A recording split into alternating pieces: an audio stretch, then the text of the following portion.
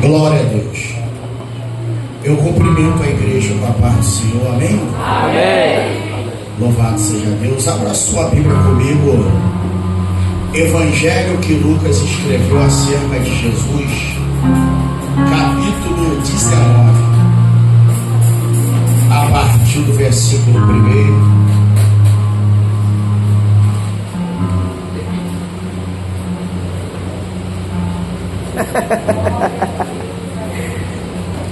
Glória a Deus. Lucas, Evangelho de Jesus, escrito por Lucas, capítulo 19, a partir do seu versículo 1, para a glória de Deus.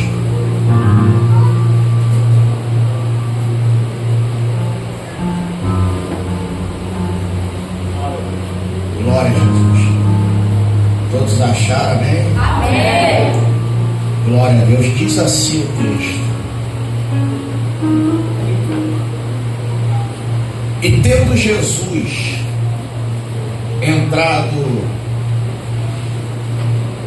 em Jericó, ia passando,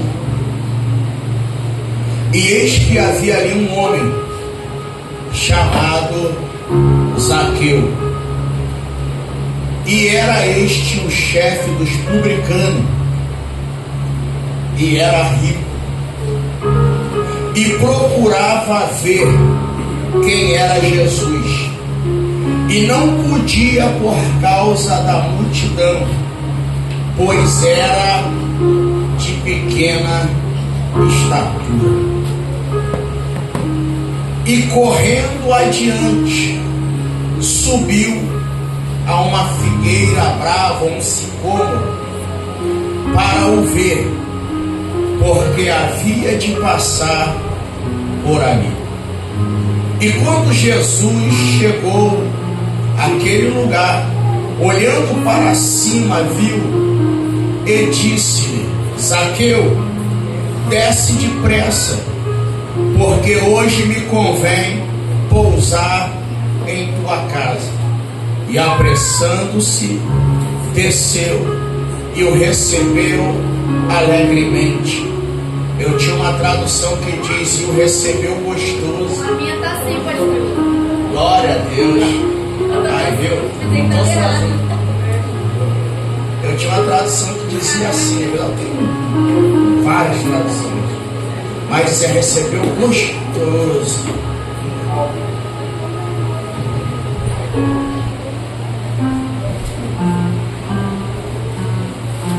Versículo 7: e vendo todos isto, murmuravam dizendo que entrara para ser hóspede de um homem pecador.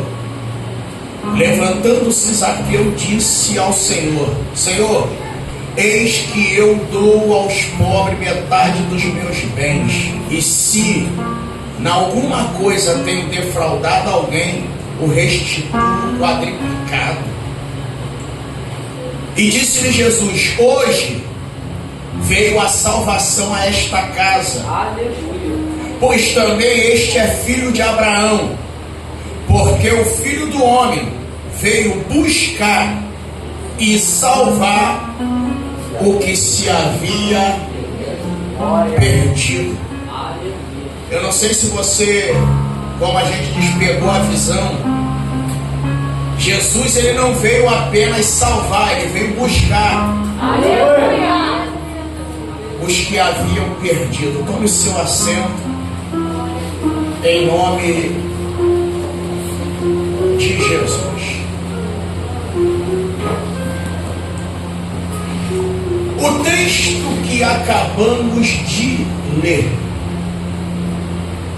ele é um texto bem conhecido, aonde vai nos relatar acerca de um homem chamado Zaqueu.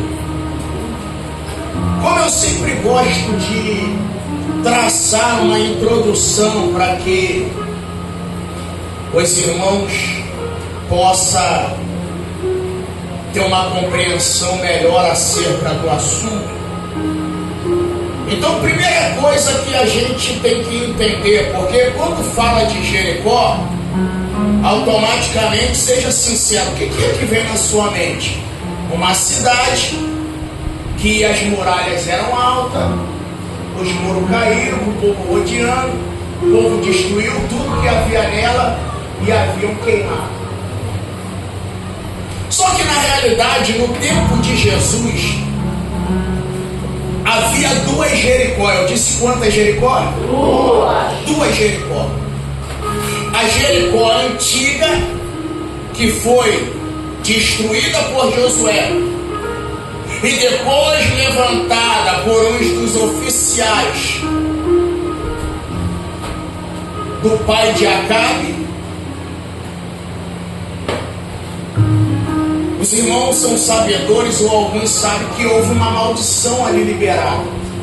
E de acordo com a maldição, ocorreu, quando lançasse o fundamento, o filho mais novo morria. Quando terminasse as portas, o mais velho.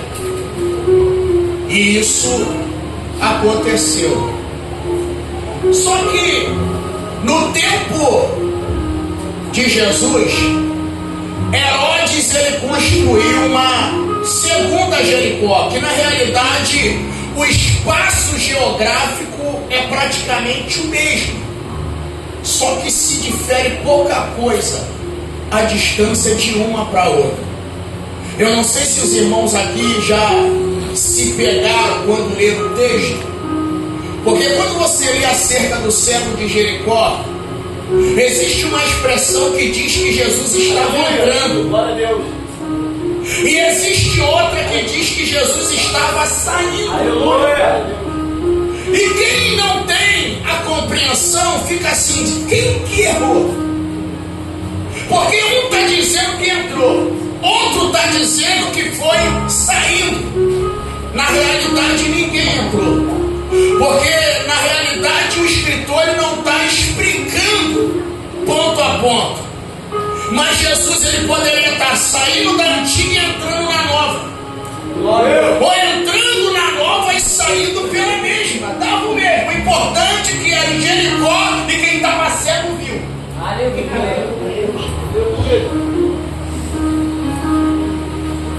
Então essa Jericó ela foi edificada por Herodes. Para quê? Não apenas para ser uma cidade comercial, mas a história diz que nesse lugar Herodes construiu uma casa de veraneio, aonde quando ele queria descansar ele se retirava para lá.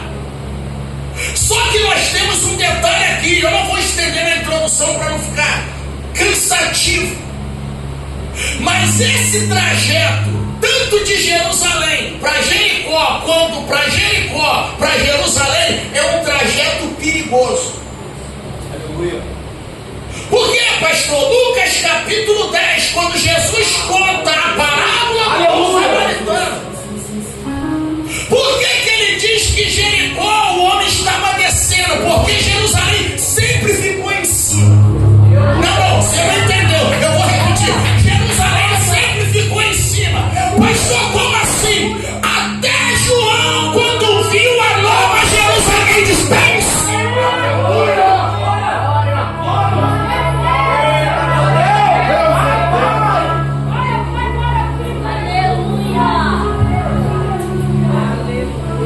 Então ele vai dizer que quando o homem estava descendo, Aleluia. você tem que entender o seguinte: a exposição foi ilustrativa, mas o ambiente geográfico era verdadeiro. Porque tem uns bonitos cirmados, ele não conhece nada de Bíblia, não lê, mas quando tu fala, eles querem contestar o que tu está falando, sem saber de nada, é ruim. Mas quer contestar sem saber, tem base nenhuma, é ruim de tudo, é fraco. Não, pastor, mas lá se tratava de uma parábola, eu sei. Os personagens eram fictícios, mas o ambiente geográfico era real. Aleluia. Então ele diz que naquele trajeto, quando você vai estudar a geografia, você logo percebe que aquele ambiente não era lugar para ninguém caminhar sozinho. Aleluia. Eu vou repetir. Glória. Aquele ambiente não era ambiente para caminhar sozinho. Aleluia. Aí aqui eu já aproveito, porque Deus comunicou algo ao meu espírito. É por isso que quem vai para Jerusalém nunca vai só. Meu Deus. Não, eles não estão ainda. Eu vou repetir. Quem vai para Jerusalém nunca vai só. Aleluia. Glória.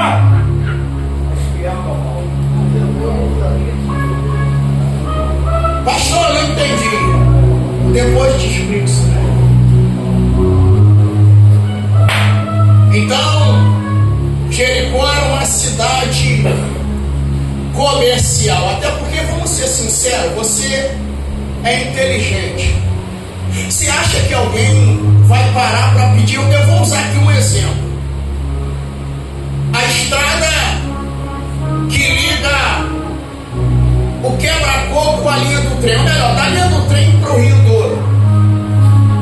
É uma estrada, tu acha que alguém que é pedinte vai ficar ali esperando passar alguém? Vai passar fome, meu irmão. Por quê? Porque é um ambiente que vai passar um agora. Só Deus sabe a hora que vai passar outro. Agora, geralmente quem pede vai se colocar onde? Num lugar estratégico. É por isso que o coxo de Atos 3, ele ficava na entrada de uma das portas mais movimentadas do templo.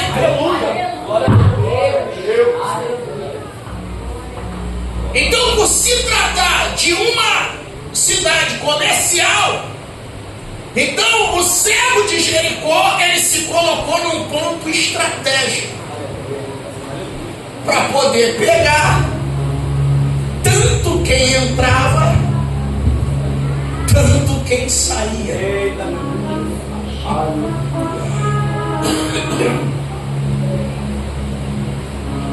Deus, glória. Então, o primeiro ponto: centro comercial rico. Segunda informação: ali tinha passagem de caravana. E terceiro, a presença do Império Romano ali era forte. Por quê? Porque nesse período quem subjugava os judeus era o Império de Roma. E olha o que Roma fez. Roma, ela começou a governar boa parte do mundo naquela época. E se tratando de Jerusalém dos judeus, eles começaram a fazer o que? Eles levantaram fiscais do próprio povo para poder cobrar o povo. Por isso que eles são chamados de quê? Eles são chamados de publicanos. Por quê? Porque era uma expressão para os judeus pejorativa. Porque quem cobrava imposto eram vistos como traidores da pátria e dos irmãos. Então o que vai ocorrer? Veja isso aqui. Então Zaqueu, ele não era apenas um cobrador de impostos. O versículo 2 de Lucas 19 diz que ele era chefe dos publicanos. Ou seja, abaixo de Roma, ele era o líder maior dos cobradores. Então todos os cobradores tinham que prestar obediência a Zaqueu. E há quem diga que nessa época havia muitos cobradores de impostos. E qual eram os lugares que eles costumavam a ficar? Só para você ter um esclarecimento. Tem um homem na Bíblia, quando você lê o primeiro livro do Novo Testamento, intitulado como o Evangelho segundo escreveu Mateus, o nome dele na realidade não era Mateus, o nome dele na realidade se chamava Levi. Quem era Levi? Publicano, ou seja, um judeu que cobrava imposto. E olha onde é que ele ficava. Jesus encontrou ele numa alfândega, num lugar de comércio movimentado. Jesus se assenta ali, faz o convite a Levi, e ele abandona um dos melhores empregos da sua época para poder obedecer o chamado.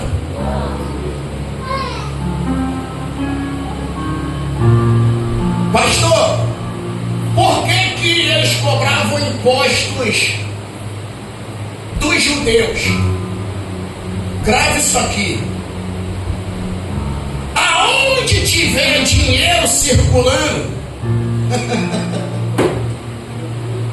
sempre vai ter imposto.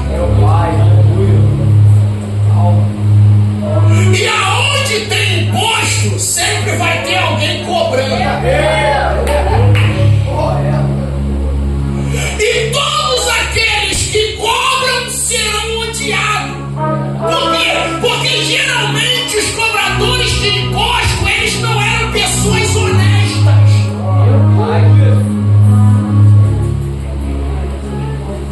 Aí deixa eu só falar algo aqui para acalmar e alegrar o seu coração. Um dia chegaram para Jesus e falaram para ele assim: você é contra Roma, você é contra César. Por que você não menciona, não ovaciona o nome de César? Isso aqui eu estou usando uma linguagem clara para você entender. Jesus chegou no meio da multidão e falou: alguém aí tem uma moeda? Um start? Meu Deus. De repente alguém puxa uma moeda, Jesus vira as costas da moeda e pergunta: de quem é a imagem que está aqui? Meu Pai. Oh, aleluia! E a multidão, sem titubear, responde: a imagem que está aí, ela é de César. Aí Jesus vira para a multidão e diz: então dá a César o que é de César, mas também dá a Deus o que é de Deus. O problema é que tem gente que é excelente para dar a César o que é de César, mas tem dificuldade de dar a Deus o que é de Deus. Não estou falando de dinheiro, estou falando de adoração, estou falando de reverência. É disso que eu estou falando.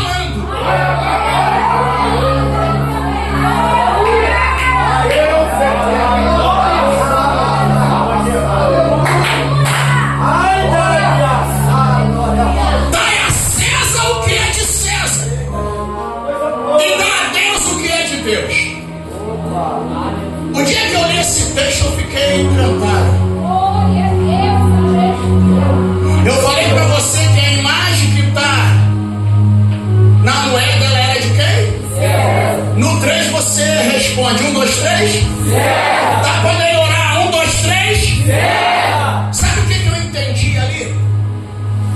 Que tudo aquilo que é importante para mim, Meu Deus. eu coloco a minha imagem. Não, quem já ouviu essa aula já sabe do que eu estou falando. Olha pra cá, eu vou repetir. Tudo aquilo que é importante pra mim, eu coloco a minha imagem. César olhou e falou: pra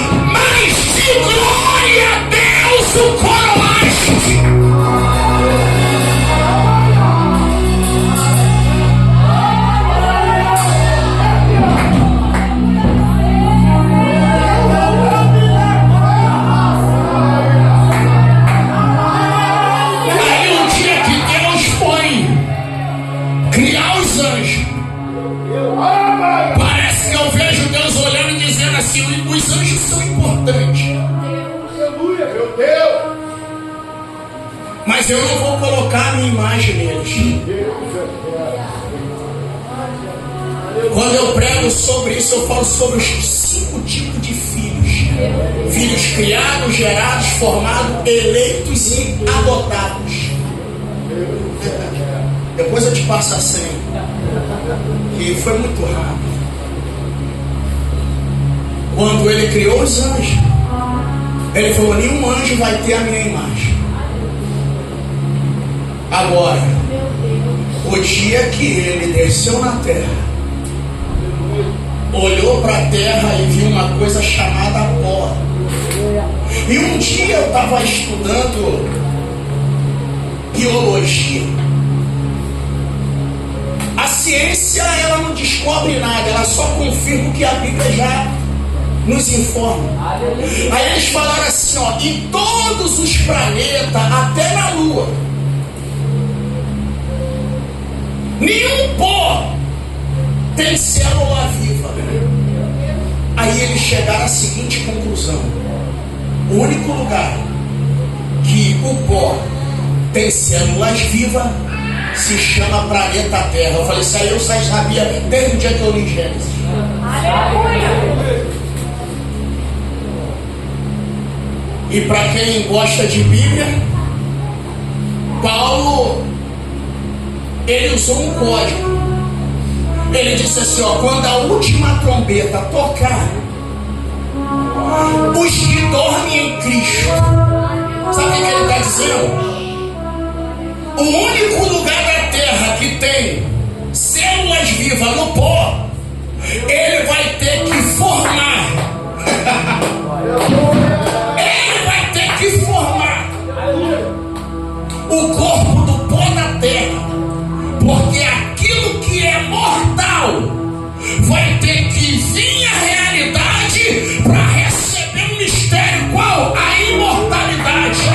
Aí o apóstolo Paulo diz assim: aquilo que é corrupto se revestirá de incorruptibilidade, e aquilo que é mortal se revestirá de imortalidade. Aí parece que quem está ouvindo Paulo dizer começa a ficar triste. Parece que Paulo está dizendo que esse mistério é só para quem já morreu. Aí Paulo vira evangelista Marcelo e grita: e nós? Ai, e nós o que, Paulo? E nós que estivermos vivos? Oh!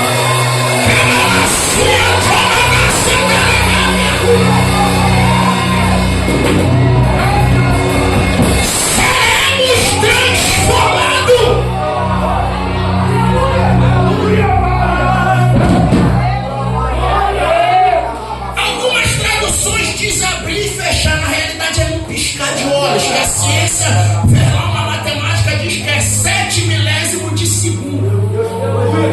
Não dá nem para perceber.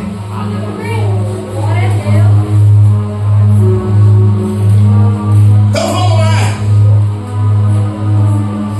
O que importava para César é o que tinha a imagem de César. Só que o que importava para Deus é o que ele colocou a sua imagem. Aí por isso que ele diz assim: façamos o homem conforme a nossa imagem, conforme a nossa semelhança. Aí o texto reforça: e o homem foi feito imagem e semelhança de Deus.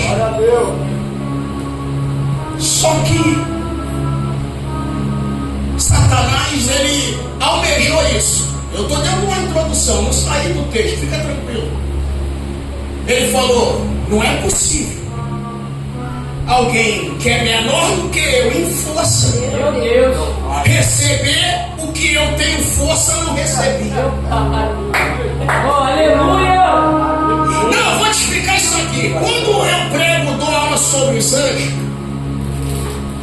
o dia que alguém chegasse para Deus e dissesse assim: Deus, me mostra a tua força, Deus falou: não precisa mostrar, É só chamar o querubim ungido. A Bíblia chama ele em Ezequiel 28 de aferidor de medida.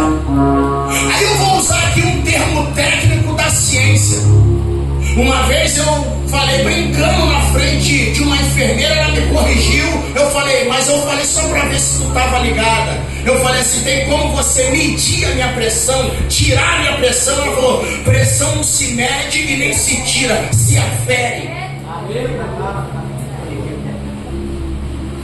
Eu falei: você está ligado? Isso aí eu já sabia. Então Deus chama ele de aferidor de medida.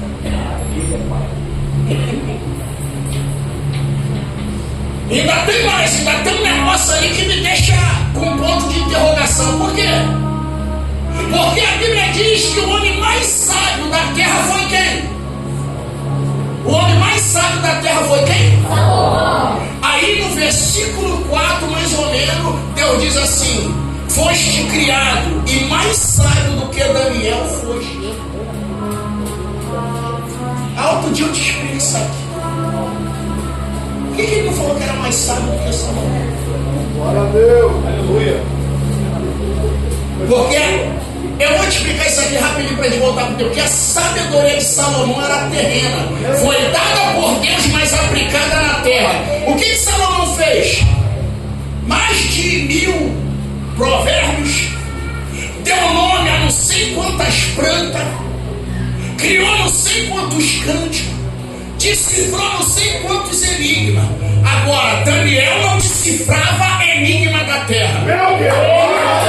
Não é comparando o servo de Deus, mas se colocasse Gutierre, Salomão no banquete de Belsazar,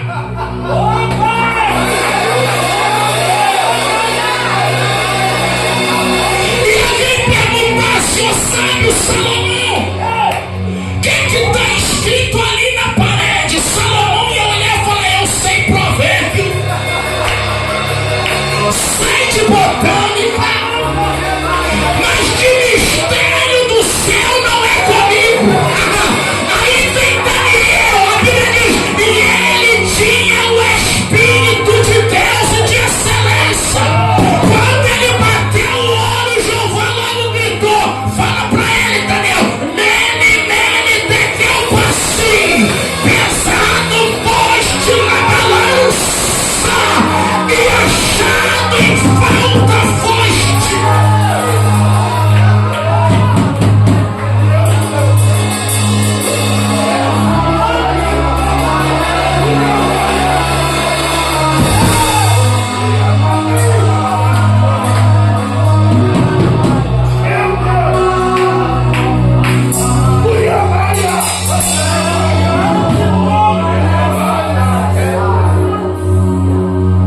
Vamos lá. Então, César, olha a revelação. Desceu agora. César tinha alguém para ir buscar o que era importante para ele. Melhorando a revelação, César enviava servo para buscar o que ele colocou a imagem dele. Aí vem Jesus no Sermão do Monte, Mateus 24. Os discípulos chegam e dizem: Senhor, qual será o sinal da tua vinda e do final do mundo? Jesus começa com uma série de coisas: diz: não vos perturbeis, porque primeiro vai ter que haver um monte de coisa: guerra, fome, peste, rumores de guerra. Não há pedra sobre pedra que não há de ser derribada. Aí depois ele diz: mas o Filho do Homem enviará os seus anjos aos 4 cantos da terra. Para quê? Parafraseando, para buscar o que Deus colocou a sua imagem. Se César manda buscar o que tem a imagem dele, fica tranquilo. Por quê? Porque o grandão da Galileia, quando a trombeta tocar,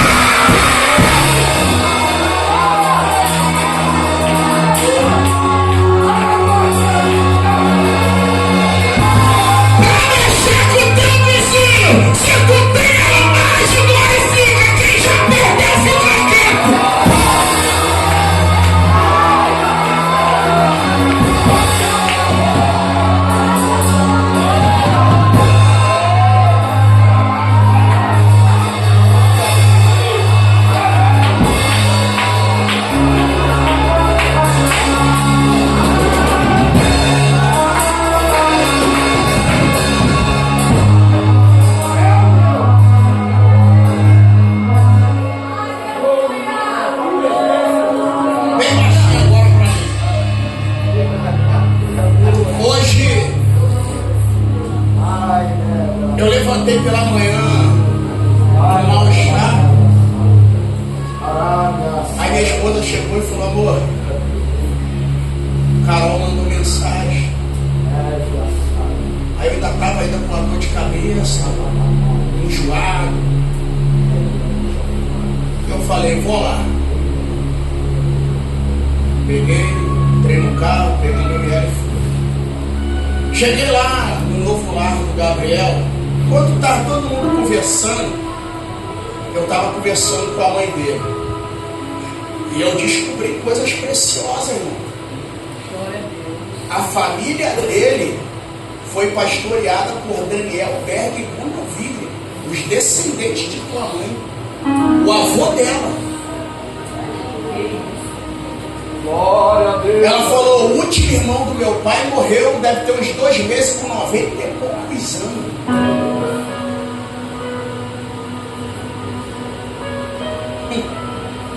Aí ela veio narrando a história. Aí conversando, tinha um momento que ela segurava para não chorar, porque na conversa ali ela também vivenciou coisas que eu tive o privilégio de presenciar, que muitos dos nossos dias nunca presenciaram e não vão. Por quê, pastor? Porque Deus mudou? Não, porque quem mudou foi o povo. Infelizmente, o povo mudou.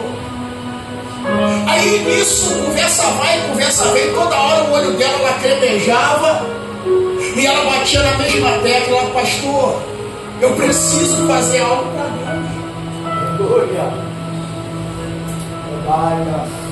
Eu preciso fazer algo, porque eu sinto que as minhas mãos estão vazias. Aí lembrei daquele: no poço tendo as mãos vazias. E toda hora ela falando. E a gente entrava no assunto, aí de repente ela falou um ponto que me chamou a atenção. Ela falou: pastor, eu sou de uma época, não dizendo que o Senhor é velho, acredito que o Senhor deve ter pegado essa época. Peguei até há uns anos atrás. Ela falou: quase ninguém tinha máquina de lavar em casa. Todo mundo lavava roupa na mão. Mas mesmo lavando roupa na mão, as pessoas tinham mais tempo para buscar a Deus do que hoje, que é só tu colocar uma máquina lá, botar o sabão e o amaciante e deixa que ela resolve tudo.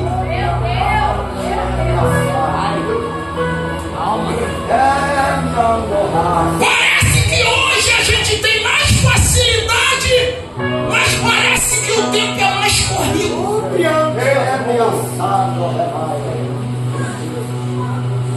Aí os olhos dela cheios de lágrimas de ouro. E eu falei: é verdade. Hoje, se você for lavar uma roupa, você precisar sair, não te atrapalha em nada. Você vai lá, programa a máquina, bota tudo que tem que colocar, ela faz o trabalho sozinha. Tem, mas quando termina de bater, ela desliga sozinha. Você só tem o trabalho de pegar a roupa quase seca. E já tem umas roupas que já sai dali, você pode passar e já está pronta para usar. E as pessoas não têm tempo.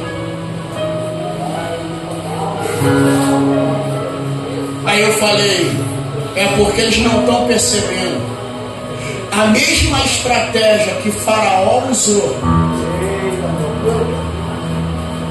para deixar o povo sem se importar com Deus, está sendo usado no nosso dia. As pessoas, elas conseguem ter tempo para tudo. Quando se trata de Deus, colocando desculpa na frente. Na realidade, nós não cremos em Deus conforme realmente a gente fala. Porque se nós confiássemos verdadeiramente em Deus, como a gente profere com a nossa boca, com grande veemência, a a gente se relacionava mais com ele. Você quer ver um detalhe? Só para você entender.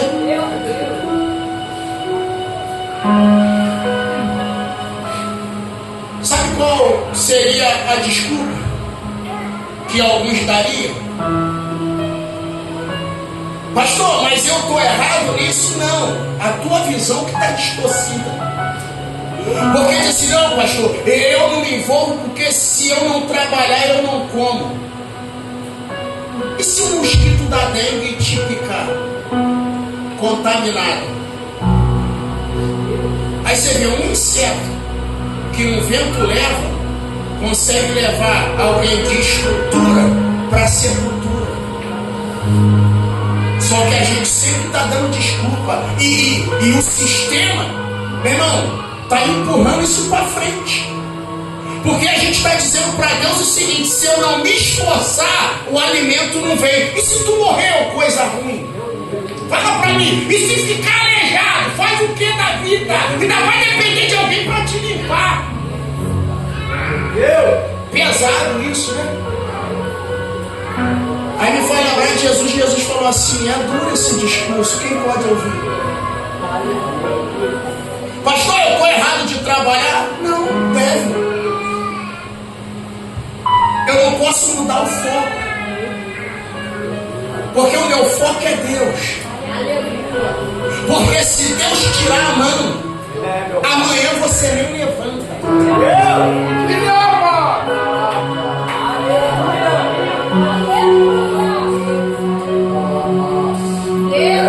Mas vamos continuar aqui para eu poder encerrar, que eu não quero parte 2 dessa mensagem.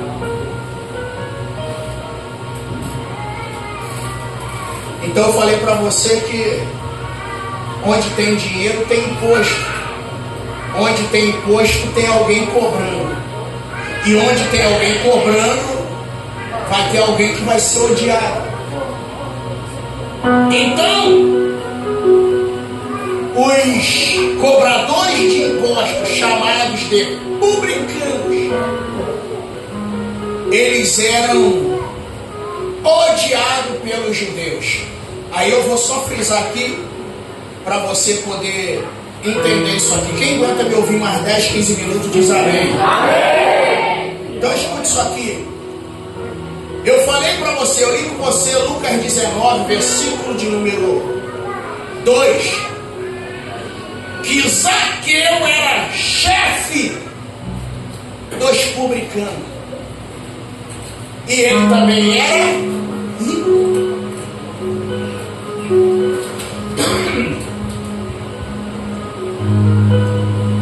E como a gente mencionou no decorrer, esses publicanos,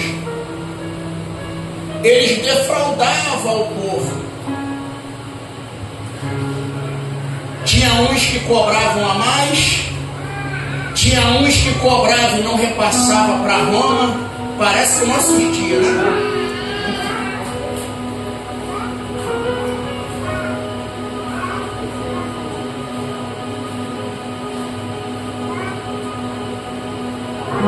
Então Zaqueu era chefe. Só que lembra que eu falei para você no início que quem escreveu o primeiro livro, a primeira casa da Casa Nova, primeira casa da Casa Nova, ou seja, primeiro livro do Novo Testamento, está lá, Evangelho de Jesus, segundo escreveu Mateus.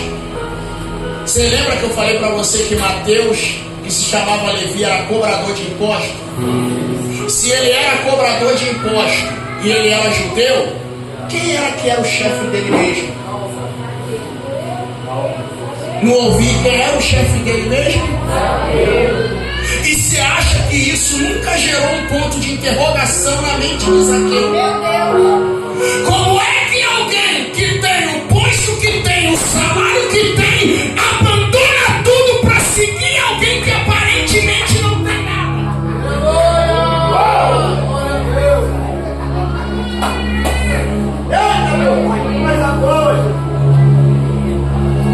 Isso aqui eu posso.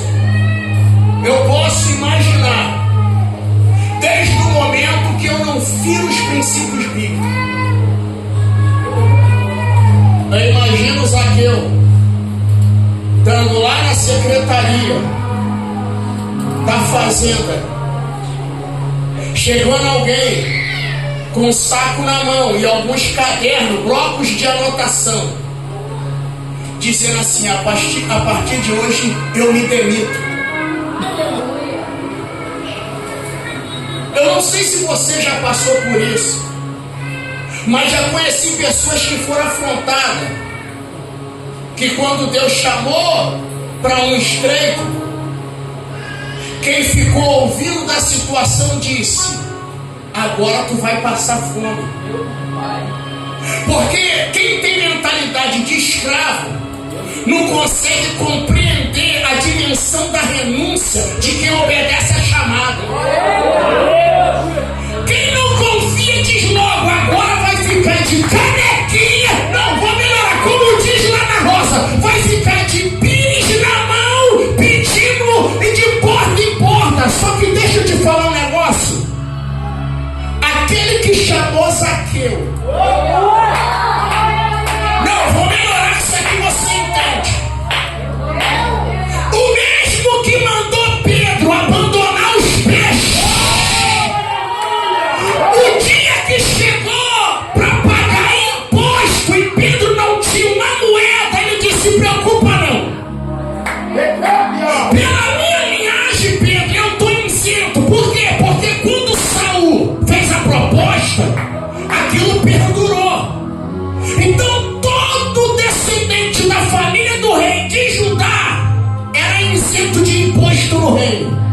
Aí Jesus olhou e falou: para não escandalizar essa galera, então você faz o seguinte, Pedro, vou te fazer uma pergunta: de quem é o imposto? Dos saleiros ou dos filhos?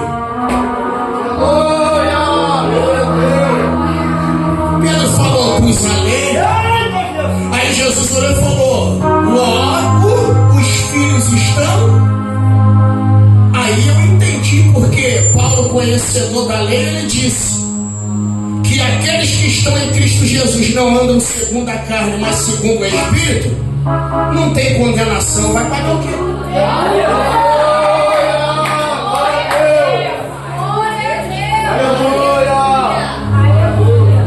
Falou: mas para não escandalizar, porque fariseu é terrível. Fariseu até conhece, mas conhece pro mal.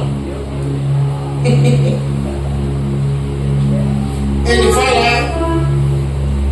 Aí eu fiquei imaginando Pedro olhando assim e falando: mestre, mas o senhor não mandou eu abandonar a rede, Jesus? Não estou mandando tu usar a rede. Aleluia! Glória a Deus!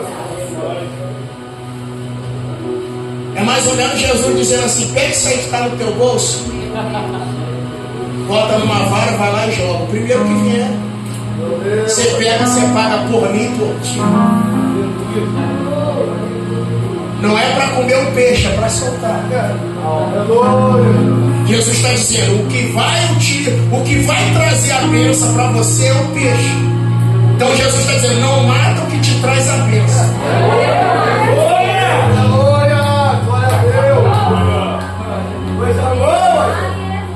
E tem uns que além de pegar, vê se daqui é matar quem traz. Mas vamos lá. Glória a Deus. Então eu acredito que quando Levi chegou lá na mesa de Zaqueu e disse: a partir de hoje eu estou pedindo demissão. Precisa nem fazer a conta, está aqui. Automaticamente, com certeza, Zaqueu deve ter perguntado: arrumaste algo melhor? Arrumaste um emprego que vai te pagar mais do que eu pago?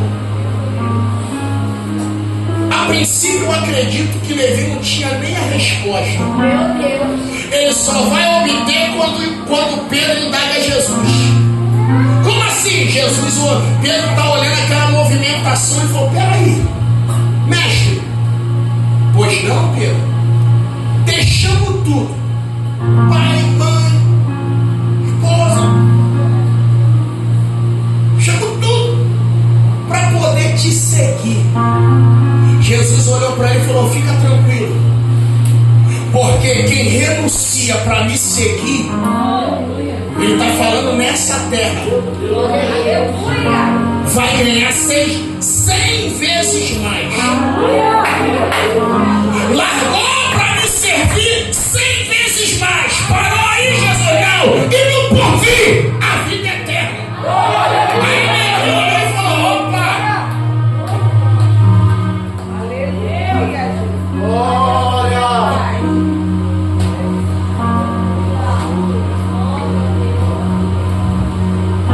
Então olhe para cá. Todos aqueles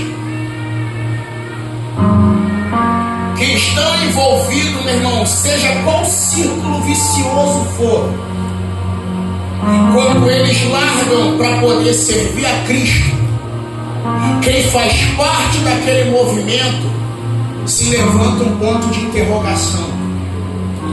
Então o que vai gerar? Vai gerar uma curiosidade. O que fez essa pessoa mudar de atitude?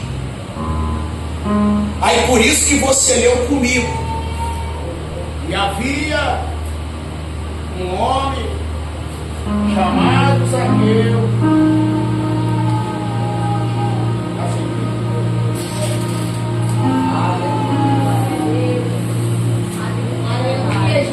Glória a Deus. Chefe dos publicanos.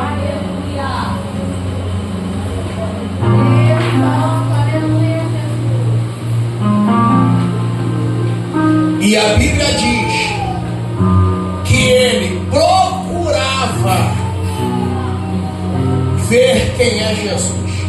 Agora deixa eu correr aqui para a gente poder resumir isso aqui e depois fazer a conclusão.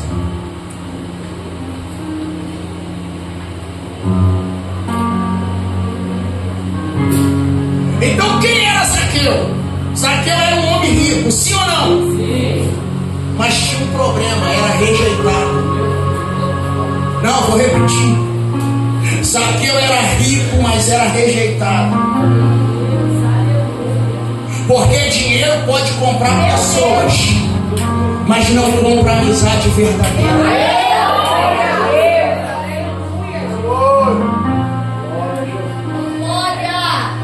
Então Zaqueu era um rico rejeitado. E como você leu comigo, a Bíblia diz que ele subiu numa figueira brava. Aquela figueira, ela era uma árvore, podemos dizer assim, quase que comum naquela região. E eu tenho um mistério naquilo ali, mas não vou falar, porque eu sei quem plantou essa árvore. Agora você. Se você for pesquisar, tanto figueira e oliveira, elas são árvores milenares. No entanto que no Jardim da Oliveira tem oliveiras lá que presenciaram a angústia de Jesus. E isso, segundo alguns relatos, já tem aproximadamente 2000 anos. Então elas são milenares. São, pastor? São. Depois você estuda lá. Eu não vou ficar aqui dizendo que eu tive que estudar botânica toda vez que eu repeti a mesma coisa. Então, elas são árvores milenares. E essas árvores, elas são antigas. São, pastor? São. E eu te provo na Bíblia. E a figueira, por incrível que pareça, evangelista Jefferson Rodrigo, mais conhecido como GG, se mandar aqui já sabe, é convite. A primeira árvore a aparecer na Bíblia dessas importantes, tirando a árvore da vida, do conhecimento do bem e do mal, não é oliveira. Não, Não, pastor, não. A gente vai chegar lá um dia na imersão de Gênesis. Foi a figueira. Pastor, eu não entendi. Vou refrescar sua memória. Gênesis capítulo 3. Eva foi parar para conversar com alguém que a sua natureza é semelhante à sua postura. Caraca, falei difícil. Meu Deus. Eva está conversando com alguém, Meu Pai. que a sua função é de acordo com a sua natureza. Por quê? Porque a função da serpente é enrolar. Porque quem vive se enrolando. Não, eu vou repetir, você não pegou. Quem vive enrolado, a tendência é enrolar os outros. Meu Pai.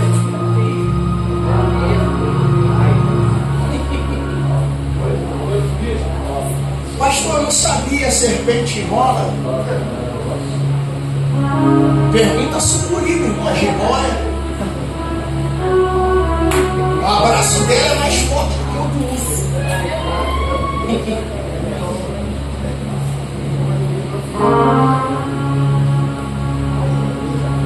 Quando Deus falou e Adão ouviu audivelmente pela primeira vez a voz do Eterno, ele disse assim: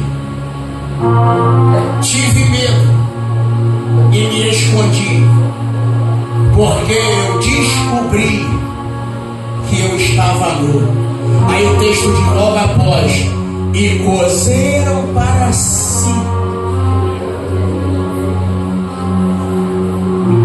aventais com folhas de figueira.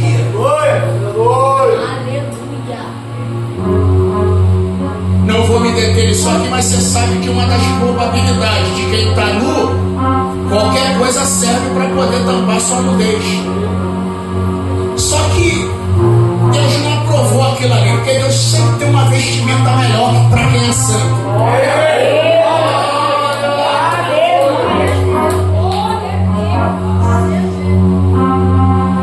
A serpente sempre vai apresentar aquilo que mostra a nudez. Aí Deus vem e diz: come isso. Quem aqui conhece avental? Todo mundo conhece avental, não conhece? Sabe qual é o maior mistério do avental? Que quem olha você de frente,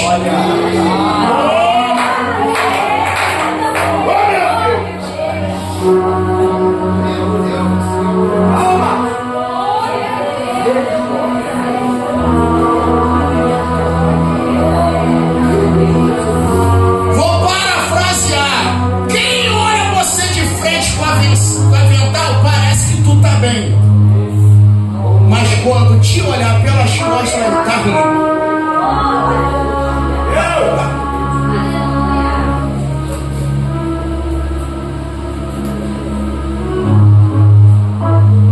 Então a figueira é uma das primeiras árvores a aparecer. Pastor, e a segunda?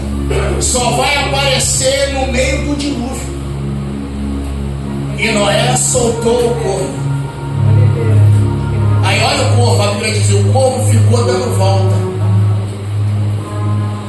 Porque a natureza do corvo é carnal. Então quem é carnal, a natureza é da volta. Olha aí de novo. Aí ele pegou e soltou a pomba. Só que a pomba não dá volta. Se ela for, viu que não der para ela volta para a arca.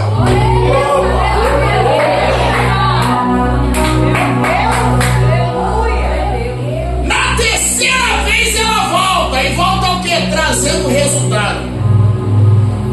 Aí eu sempre falo isso aqui, pastor Marcelo, que tem gente que diz assim: isso é normal. De quem quer fazer a obra de Deus, diz: rapaz, tem gente que não tem estrutura, condição nenhuma. Já foi na minha frente. E eu que me preparei, ainda estou para trás. Aí eu falo: fica tranquilo. Porque Deus deixou na frente não é sinal que vai produzir resultado. Porque tem uma galera indo na frente dando volta. É verdade. Deus, ele envia para você trazer resultado e não escândalo.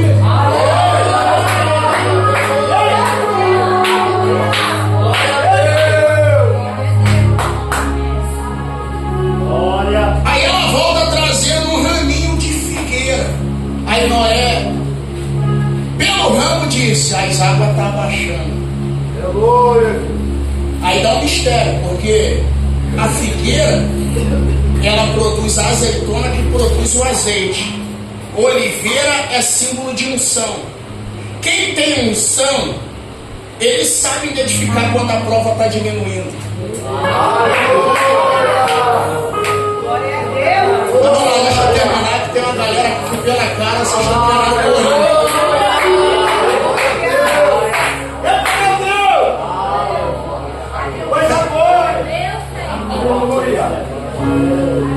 Então vamos lá.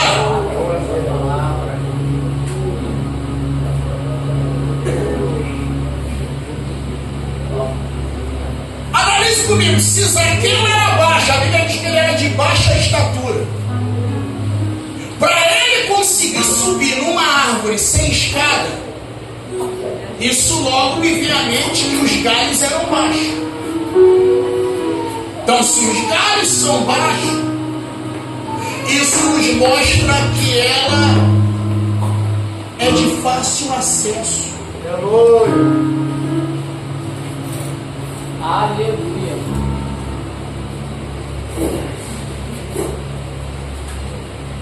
Aí nós vamos encontrar aqui um homem rico subindo numa árvore simples. Se você quiser saber quem plantou a figueira que Zaqueu subiu, vem amanhã na segunda que eu te falo. É, pastor? É. Olha. Tô brincando não, eu sei quem plantou essa figueira aqui. Deixa pra lá.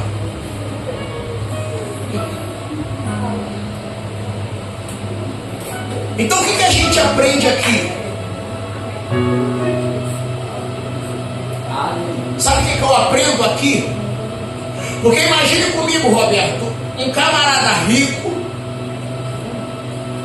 de posição elevada, se comportando como uma criança, porque quem gosta de subir em árvore é criança. Subindo numa árvore simples, para poder ver Jesus. Então isso aqui já me ensina algo. Quando alguém quer ver Jesus de verdade, não se importa com a opinião dos outros.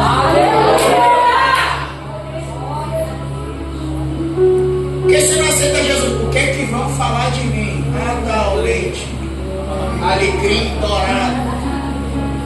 Como se alguém pagasse suas contas. É, pastor, eu não vou porque o que é que vão falar? Já fala e você nem sabe.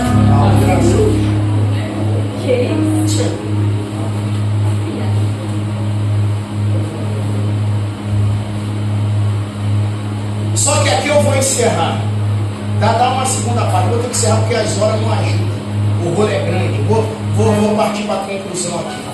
3 minutos para encerrar. Olha isso aqui.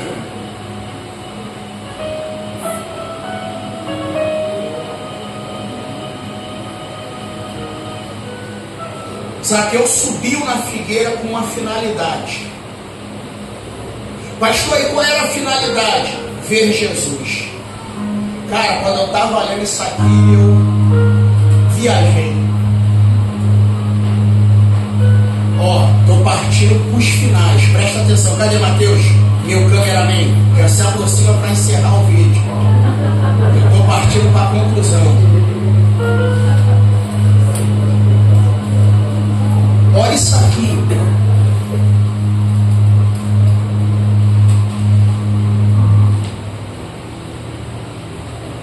Zaqueu morava em Jericó, sim ou não?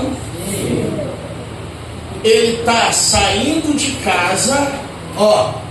Ele está saindo de casa para poder conhecer Jesus na rua. Meu Deus. Meu Pai, Deus. Quando eu passo passar o código do. Se fizer assim, Jesus, Zaqueu está querendo conhecer Jesus na rua. Aí vem Jesus e quebra tudo. Por quê? Porque Jesus não quer conhecer Zaqueu na rua. Ele quer conhecer a guerreira Zaqueu em casa.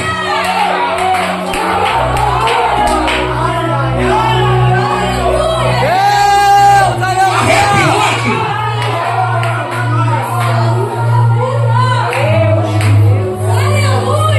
Zaqueu está saindo de casa para conhecer Jesus na rua.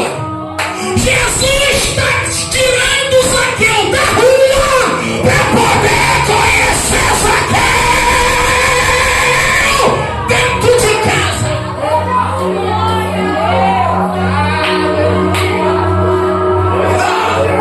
Oh, Jeva, Suena, Toremene, Yandarai, Jorafá, Sadaragabi.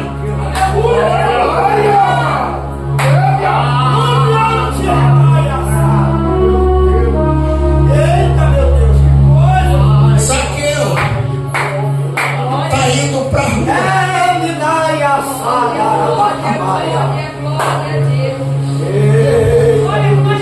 rua.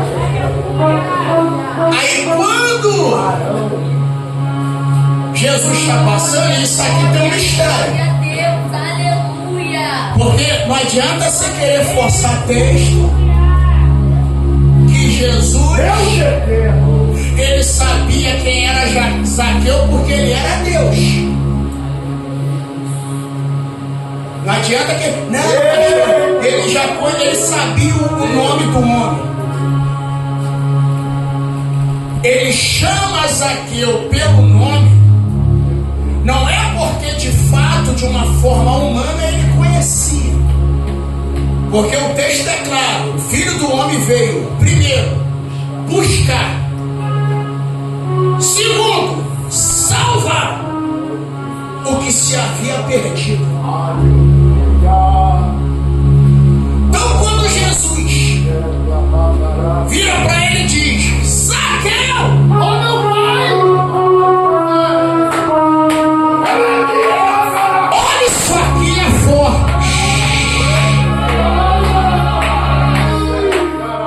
Os céus só chamam alguém pelo nome com quem ele quer ter intimidade e tem intimidade.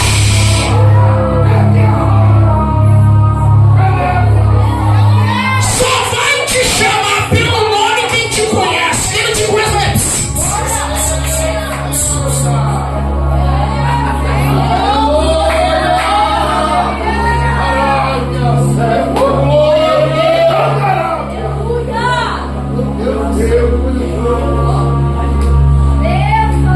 Quando Jesus olhou,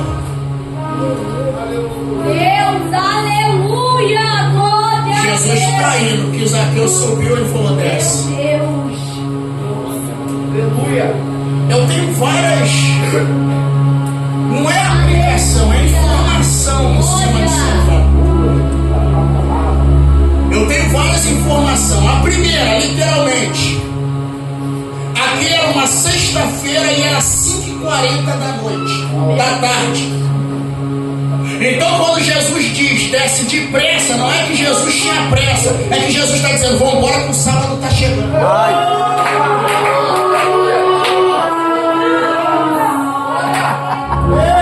Vou repetir: não é porque ele tinha pressa, é porque o sábado estava chegando.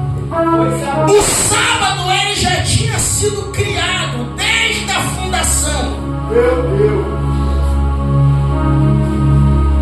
Aí tem gente que acha que Deus criou o sétimo dia porque ele estava cansado. Se Isaías vem e diz: nunca se ouviu e nunca se viu um Deus que não se cansa, nem se fadiga, mas trabalha para aqueles que nele confiam.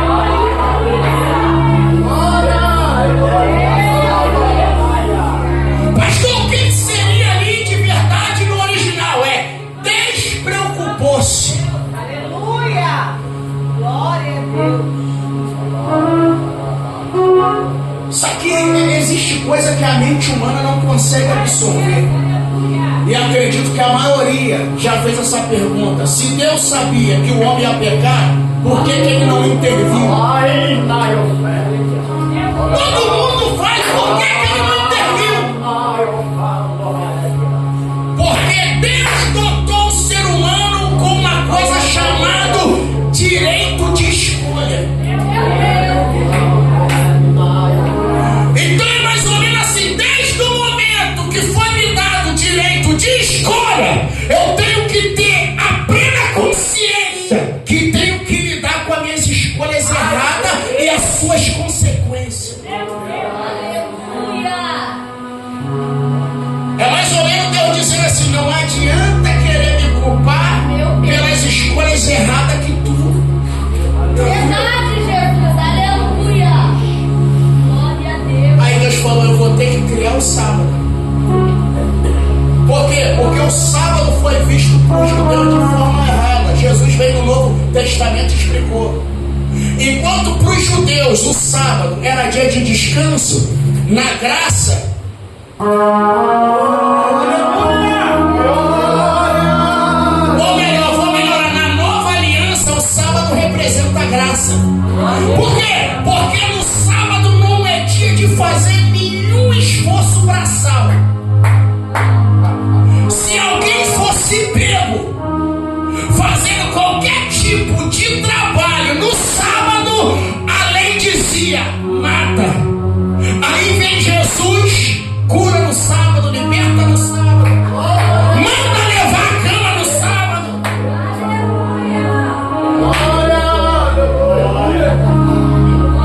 Aí Jesus liberou a senha. Lucas 13. Tinha uma irmãzinha que ela assistia culto aos sábados. Por quê, pastor? Porque a minha caminhada revela se eu sou livre ou solto. Ai. Opa! Aleluia!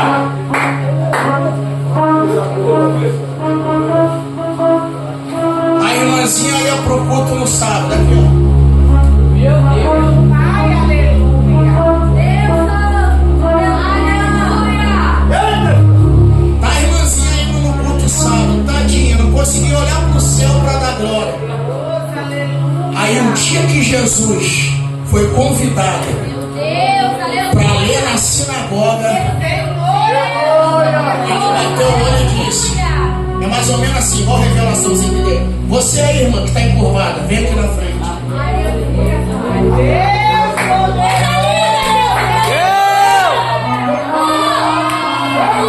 Imagina ela olhando e dizendo assim, o que é que esse homem vai arrumar comigo? Será que ele vai falar para o sacerdote, me dá algum benefício, algum passe livre? Jesus olhou para ela e falou, se endireita.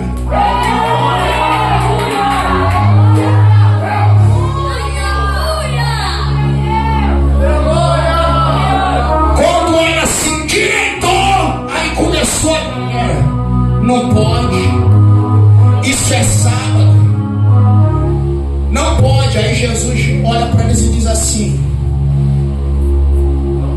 quem foi criado por causa de quem? O homem foi criado por causa do sábado, ou o sábado foi criado por causa do homem? Igual aquelas perguntas que a gente ouvia, eu pelo menos cresci ouvindo o comercial, Tostine. Vende mais porque é fresquinho? Ou é fresquinho porque vende mais? Aí vem alguém para parafusar e diz assim, a zebra é um animal preto de lista branca, é um animal branco de lista preta. Aí Jesus virou para eles e disse, e aí, quem foi criado por causa de quem? Aí Jesus, eles ficaram meio ressabiados, depois Jesus falou assim, se algum de vocês tiver animal e cair no buraco, vocês deixam morrer ou vai lá e solta? Eles ficaram calados. Por que eles iam lá soltar? Porque o animal era algo que ia trazer recurso para eles.